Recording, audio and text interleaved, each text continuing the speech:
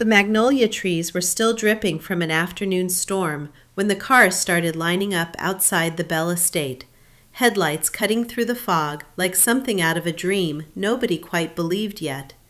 Inside, crystal glasses clinked.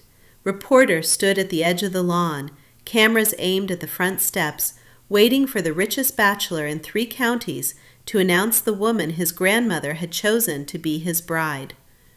Nobody expected the doors to open and reveal a woman in pale blue scrubs, her name tag still clipped to her chest, sensible shoes still creased from a 12-hour shift. The whisper started before she reached the bottom step. She didn't look like money. She looked like she'd come straight from wiping down a bedside table, because she had.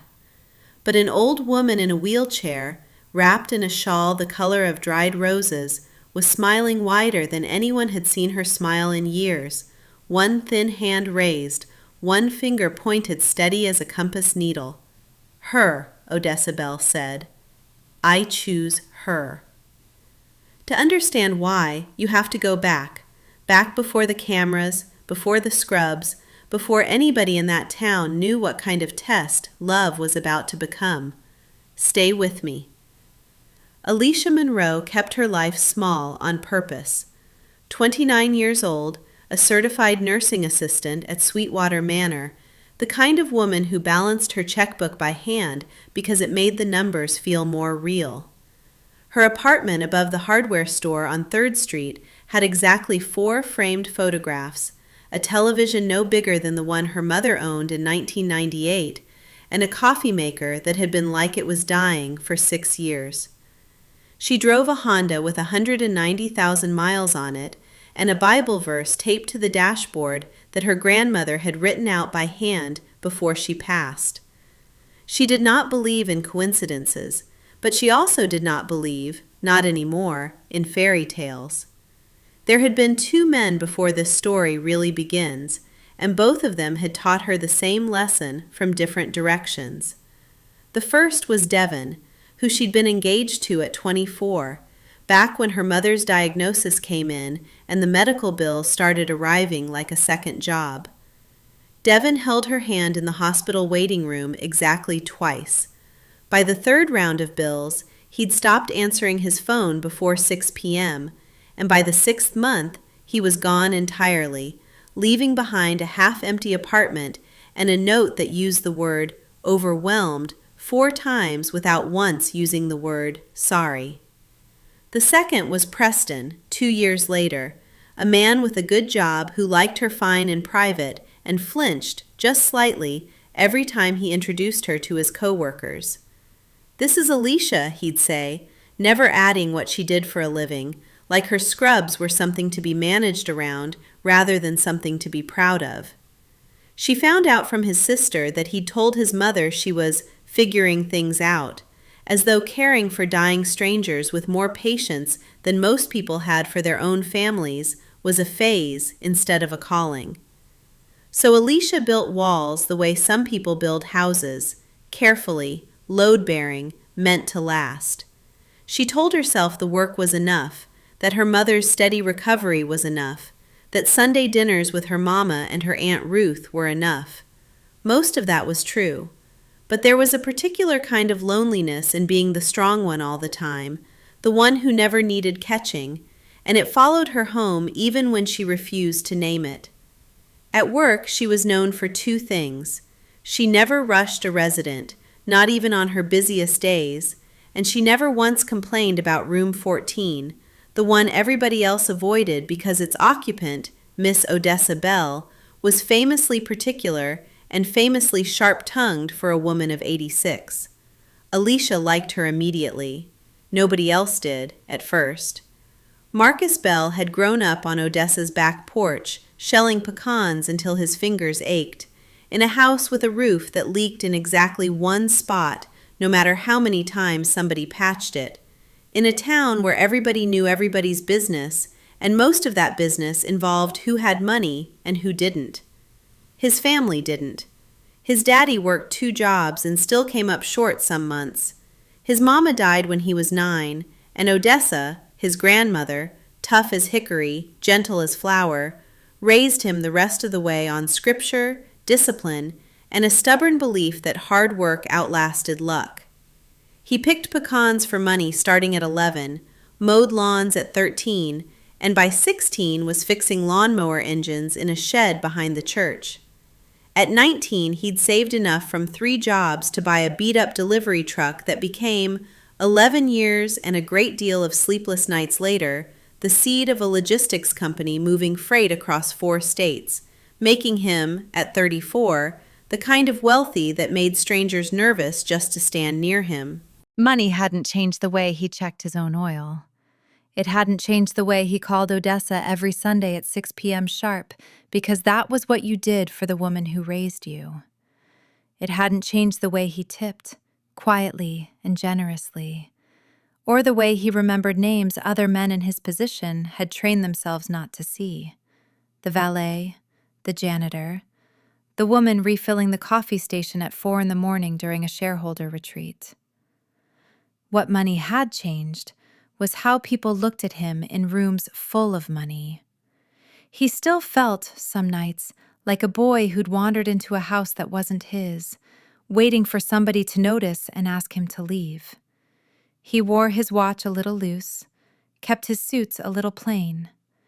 In boardrooms, men who'd inherited what he'd built with his hands watched him for weakness, and he'd learned to let silence sit instead of filling it, letting people underestimate him until the numbers proved otherwise.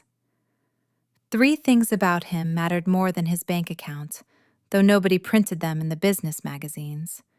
He never raised his voice, not once, not even when a supplier cost him $500,000 through pure carelessness. He kept a running list, in a battered notebook, of every person who'd helped him on the way up, and he found small ways to repay every name on it, usually without telling them it was him. And he still carried, in his coat pocket, a mason jar's worth of pennies his grandmother had given him the day he left for his first real job. So you never forget what $1 costs somebody who doesn't have one, even though he could have bought the company that pressed those pennies. He walked into Sweetwater Manor on a Tuesday in old jeans and a faded ball cap, the way he always did when visiting Odessa, because showing up dressed like money made the other residents uneasy, and, if he was honest, made him uneasy too. There was a spill in the hallway outside room 14, apple juice, a full pitcher of it, glistening across the tile, and a mop leaning against the wall with nobody attending to it. Marcus picked it up without thinking twice and started working the puddle into submission. "You're not supposed to be doing that," said a voice behind him, already reaching for a second mop of her own. "Somebody's got to," he said, "before Mrs. Whitfield rolls through here and takes a spill of her own." She laughed, a short, surprised sound, like it escaped before she gave it permission, and introduced herself as Alicia. "New orderly's got a decent arm," she said, nodding at his mop work. And he said something about years of restaurant dish duty that wasn't exactly true and wasn't exactly a lie. Inside room 14, Odessa had the radio on, an old soul station playing something slow and brass-heavy, and she was working a crossword with the kind of ferocity she brought to everything. 7 letters, she announced to nobody and everybody. Starts with P, means stubborn as a mule. Persist, Alicia offered. Wrong number of letters, baby. Pig-headed, Marcus said, and Odessa cackled so loud a nurse 2 rooms down stuck her head in to check on her. They didn't exchange numbers, didn't exchange names beyond first ones, didn't promise to see each other again. But when he left an hour later, Alicia realized she'd smiled more in that hour than she had most full weeks, and she told herself it didn't mean anything. It was easier to believe that than to believe the alternative. He came back the following Tuesday, and the one after that. It became a rhythm neither of them planned out loud. He'd arrive in the same worn ball cap, sweet tea in 2 cups instead of 1 now, and Alicia would find some reason to be near room 14 right around then. He helped Mr. Daniels down the hall fix a jammed wheelchair wheel without being asked. He sat with a resident nobody else visited and let the old man talk for 45 minutes about a war Marcus had only read about in books. He never mentioned what he did for a living, and Alicia never asked, because there was something peaceful about liking a person for exactly what she could see of him. She found out he fixed things, actually fixed them, with his hands, patient and unhurried. When the porch railing outside the day room came loose, and he spent 20 minutes with a borrowed screwdriver setting it right, while Odessa supervised from her chair like a foreman. She found out he remembered things too, when he asked, 3 weeks in, how her mother's follow-up appointment had gone.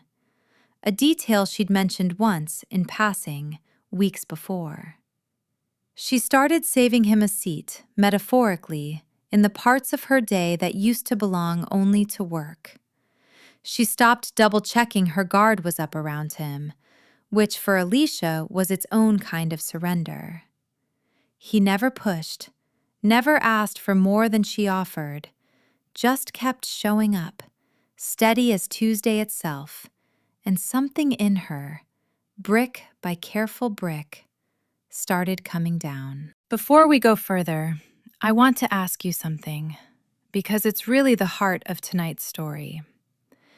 Have you ever misjudged someone, or been misjudged yourself, because of what you do for a living instead of who you actually are? Tell me in the comments. I read every single one. It was a coworker's phone that broke the spell. Denise, scrolling during break, turned the screen toward Alicia without thinking much of it. "Isn't this your Tuesday guy?" There he was, Marcus Bell, tailored suit instead of a ball cap, on the cover of a business magazine, a net worth listed in a number Alicia had to read twice. Her stomach dropped the way it does on the first big hill of a roller coaster, except there was no thrill in it. Only the sudden, sickening awareness of a lie by omission she hadn't seen coming. She thought about Preston, introducing her like an apology. She thought about Devin, disappearing when things got expensive. She thought about every article she'd ever half read about billionaires marrying ordinary women for headlines the press could eat up before moving on. Had she been a story the whole time? She started watching him differently after that, not with the openness of before, but with the careful eye of someone cataloging evidence. She noticed the watch, nicer than she'd registered. She noticed how the facility director straightened up whenever he walked past. She said less. She smiled less, quietly bracing for the moment this would turn out to be exactly what her past had trained her to expect. She didn't confront him. If this was real, it would have to prove itself. Words were cheap, and she'd been burned by cheap words twice already. The chance came on a night in late October, cold enough that her breath fogged in the porch light. The kind of night made for testing whether a man's hands were as honest as his voice. Her mother's car had broken down 40 minutes outside town, on a stretch of county road with no streetlights and 1 bar of cell signal, at 11 at night. Alicia didn't call Marcus first. She called a tow company, got voicemail, called another, got a 2-hour wait time, and only then, jaw tight, dialed the number he'd given her weeks ago and never used. She didn't tell him who she was calling. She just said, "My mama's stranded on Route 9, and I don't know what else to do," and let the silence afterward do the testing for her.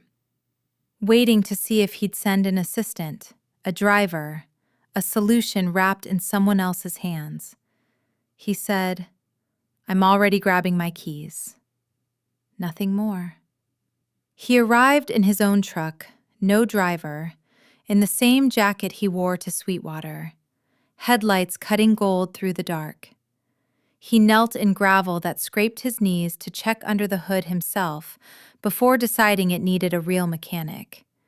Then sat with Alicia's mother in the cab, running the heater, letting her talk about her garden while they waited for the tow, patient as a man with nowhere else on earth to be. In his coat pocket that night, when he reached for his phone, the old mason jar of pennies knocked against his keys, and Alicia's mother, curious, asked about it. "My grandmother's," he said.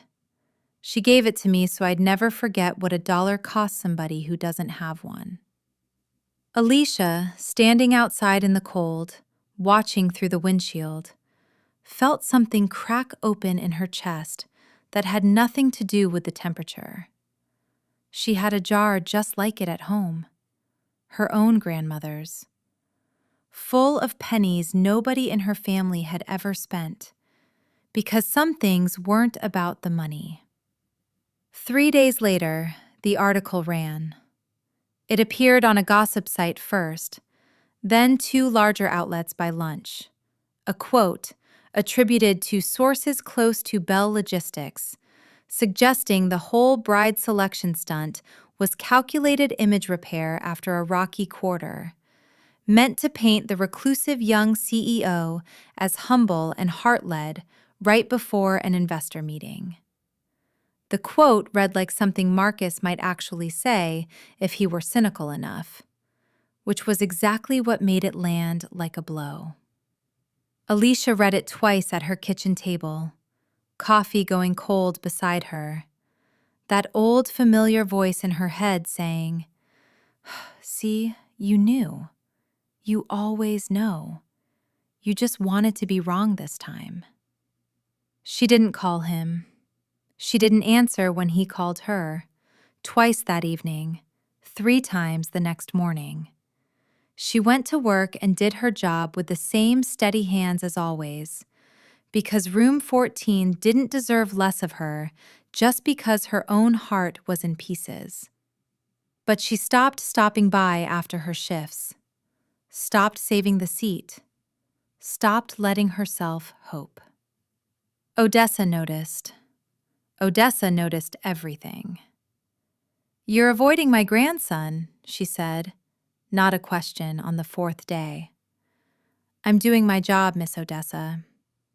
"Mm-hmm," Odessa said, in the particular tone old women use when they know exactly what's happening and are deciding how long to let you sit in it. 5 days of silence stretched into a week. Alicia told herself it was easier this way, cleaner, that she'd rather hurt now than later when there'd be more to lose. She almost believed it. It was Odessa who finally broke it, on the 7th day, catching Alicia's wrist as she changed the bed sheets. "You know he had that reporter fired," Odessa said. "Not the writer, his own PR man.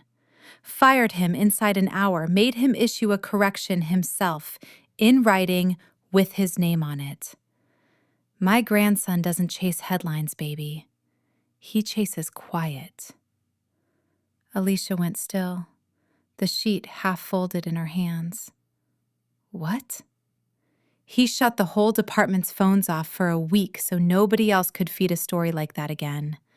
Told the board he didn't care what it cost the stock price. Said, Odessa's voice caught, just slightly, an old woman quoting her grandson with more pride than she usually let show. Said some things aren't for sale, and her trust is one of them. Alicia's hands stopped moving entirely. Her breath went shallow, careful, the way it does right before tears you didn't plan on. She thought of the pennies, the truck idling on a dark county road, every ounce of proof this man had already given her, unasked, unheadlined, and how close she'd come to throwing it away over a lie printed by someone who'd never met him. She stood very still in the empty hallway, one hand pressed flat against the cool wall, and let herself feel, fully, what she'd almost done. She found him that evening at the old family property outside town, the farmhouse Odessa had raised him in, where he still went, she'd later learn, every time something in his life needed sorting out. He was on the porch when her headlights swept the driveway, like he'd known this would be the night. "I'm sorry," she said, before he could say anything, before her nerve could fail her. "I let one article do what two grown men with actual reasons couldn't. I let myself believe the worst because believing it hurt less than hoping and being wrong again." "I get it," he said quietly, and he meant it. Every day of my life, somebody's trying to figure out what I actually am underneath the number attached to my name. My own board does it. Half the women I've dated did it too, just in the other direction, making sure I knew exactly how little they cared about the money, which is its own kind of performance. I'm tired of being measured. "I wasn't measuring you for money," she said. "I was measuring you for exit signs, looking for the moment you'd disappoint me because two men already had, and it was easier to find the crack myself than wait for it to find me. I'm not them. I know that now. I think some part of me knew it before, too. I just didn't trust myself to be right." He came down the porch steps and stood close enough that she could see, for the first time, how tired he actually looked beneath that easy patience. "I don't need you to trust the whole world's version of me," he said. "I need you to trust what you've seen with your own eyes. That's all I've ever had to offer anybody." "That's enough," she said, and found, to her own surprise, that she meant it completely. "That's more than enough." It wasn't fixed in that one conversation, not fully, not instantly. But something had shifted, honest and solid, and they both knew it. Alicia's mother, Miss Delphine, asked to meet him properly 2 weeks later over Sunday dinner, and she did not make it easy. "What happens," Delphine asked, setting down her fork with the deliberate calm of a woman who'd raised a daughter alone, "when the cameras get bored and the newness wears off and it's just Tuesday same as any other Tuesday? What happens then?" The table went quiet.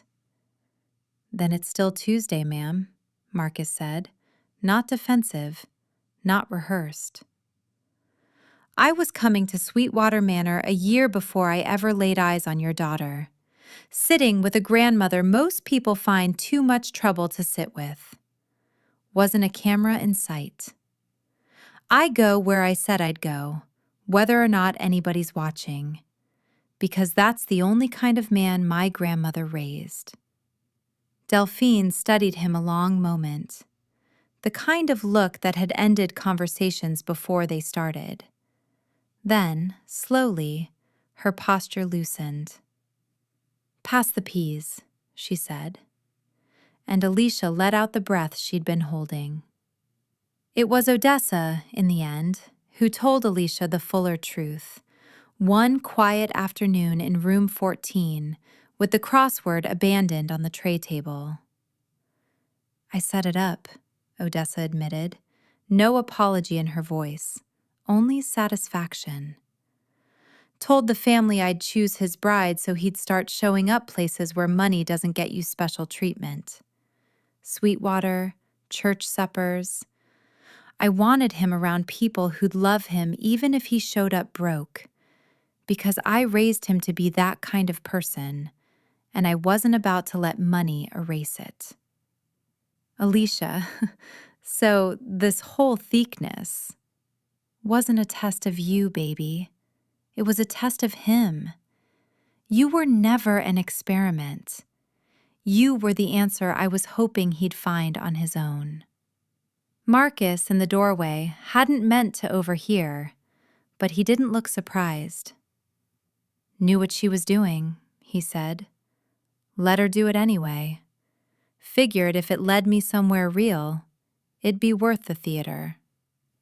He reached into his coat, drew out the old mason jar, pennies clinking against glass. This was never about the money, he said, echoing his grandmother's words from years before. Alicia reached into her own bag and pulled out a jar of her own, smaller, older, her grandmother's handwriting still faintly visible on a strip of masking tape along the lid. They set the two jars side by side on the tray table, and Odessa looked at them like a woman who'd just won a bet. The garden behind the old farmhouse had gone to seed years before, rose bushes tangled with weeds, a stone bird bath cracked clean through. The whole plot overtaken by neglect nobody had meant, but nobody had fixed either. Marcus and Alicia started clearing it on a Saturday in early spring, gloves and clippers and 2 thermoses of coffee between them, and it became, without either of them planning it, the thing they did together every weekend after. They pulled weeds until their backs ached. They replaced the cracked bird bath with a new one, plainer, sturdier. They dug up the old rose bushes and split the roots the way Odessa instructed from her lawn chair, directions she insisted were essential, and Marcus insisted were mostly her enjoying being in charge. Weeks passed. The garden filled back in, slow and patient, the way real things grow, instead of the way things grow in movies. Alicia taught him to tell weeds from seedlings. He taught her to fix the hand-crank tiller that had belonged to his grandfather. Dirt got under both their fingernails, and neither of them minded. It was on the porch swing, one warm June evening, roses finally blooming again along the fence line, that it happened. No grand production, no candles, no rehearsed speech. "I love you," Alicia said, simply, watching the last of the daylight go gold across the yard they'd rebuilt together. "I wanted to say it before I lost my nerve again." "I love you too," Marcus said, steady and unhurried, like a man who'd been sure of it for a while. "Been loving you since a Tuesday with a mop in my hand, if I'm honest."